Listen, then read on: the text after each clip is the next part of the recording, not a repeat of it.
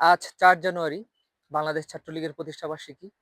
শৈশব কৈশোর থেকে যে সংগঠনটিকে ধারণ করে বড় হয়েছি, সেই সংগঠনের আজকে প্রতিষ্ঠাবার্ষিকী। ছাত্রলীগের ঘরেই আমার জন্ম। এই সংগঠনের মাধ্যমে বাংলাদেশের স্বাধিকার আন্দোলন, বাংলাদেশের স্বাধীনতা সংগ্রাম, বাংলাদেশের স্বাধীনতা যুদ্ধ এবং মহান মুক্তিযুদ্ধ পরবর্তী গণতান্ত্রিক লড়াই, বাংলাদেশের প্রত্যেকটি পরতে পরতে, সেই ভাষা আন্দোলন থেকে শুরু করে ৬ দফা এবং শিক্ষা আন্দোলন, প্রত্যেকটি পরতে পরতে বাঙালির যে গাঁথুনি, বাঙালির জাতি গঠনের যে গাঁথুনি, এই সংগঠনের হাত ধরেই বাংলাদেশ রাষ্ট্রটির সৃষ্টি হয়েছে।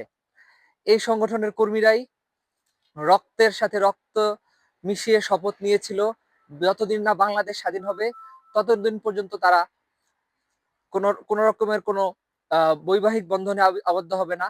এই সংগঠনের মাধ্যমেই জন্ম নিয়েছিল সেই নিউক্লিয়াস, সেই স্বাধীন বাংলা বিপ্লবী ছাত্র পরিষদ, যারা ৭১-এর সশস্ত্র সংগ্রামে পরবর্তীতে নেতৃত্ব দেয়। এই সংগঠনের মাধ্যমেই বাংলাদেশের স্বাধীনতা সংগ্রামে যে রক্তক্ষয়ী যুদ্ধ হয়েছিল পাকিস্তানি হানাদারদের কাছ থেকে এই দেশকে দখলমুক্ত করার জন্য, এই সংগঠনের ১৭,০০০ নেতাকর্মী শহীদ হয়। এই সংগঠনের নেতৃত্বেই মহান মুক্তিযুদ্ধে বাঙালিরা ঘুরে দাঁড়িয়েছিল।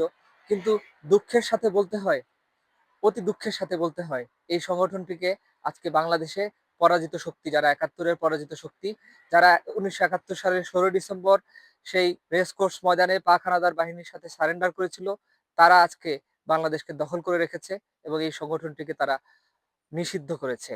নিষিদ্ধ করলেই বাঙালির হৃদয় থেকে ছাত্রলীগকে মুছে দেওয়া যায় না।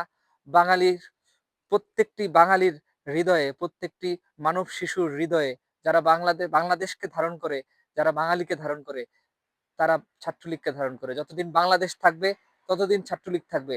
ছাত্রলীগের আজকে লাখ লাখ নেতাকর্মী তারা ক্লাস পরীক্ষায় অংশ নিতে পারছে না, অথচ শিক্ষা আমাদের সংবিধানে মৌলিক অধিকার। ছাত্রলীগের হাজার হাজার নেতাকর্মীকে কারা কারাগারের প্রকোষ্ঠে বন্দী করে রাখা হয়েছে। ছাত্রলীগের শত শত নেতাকর্মী, শহীদ শামীম মোল্লা, মাসুদ, রায়হান, ছাত্রলীগের এরকম শত শত নেতাকর্মীকে গত ১৬ মাসে হত্যা করা হয়েছে।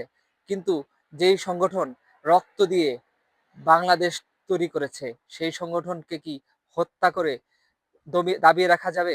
ছাত্রলীগকে যতবার হত্যা করবে ততবার জন্মাবে, ততবার নতুন ইতিহাস লিখবে। আজকে আমাদের যে মিনিমাম যে মানবাধিকার সেটুকু পর্যন্ত নেই, অথচ এই বাংলাদেশকে আমরাই সৃষ্টি করেছিলাম। শেখ হাসিনার নেতৃত্বে বাংলাদেশ ছাত্রলীগ আবারও ঘুরে দাঁড়াবে।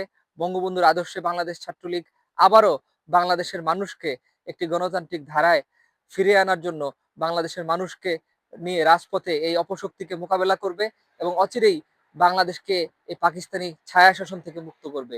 এই আশাবাদ ব্যক্ত রাখি। শেখ হাসিনা আসবে, বাংলাদেশ হাসবে। জয় বাংলা, জয় বঙ্গবন্ধু। ছাত্রলীগ, জয় জয় ছাত্রলীগ।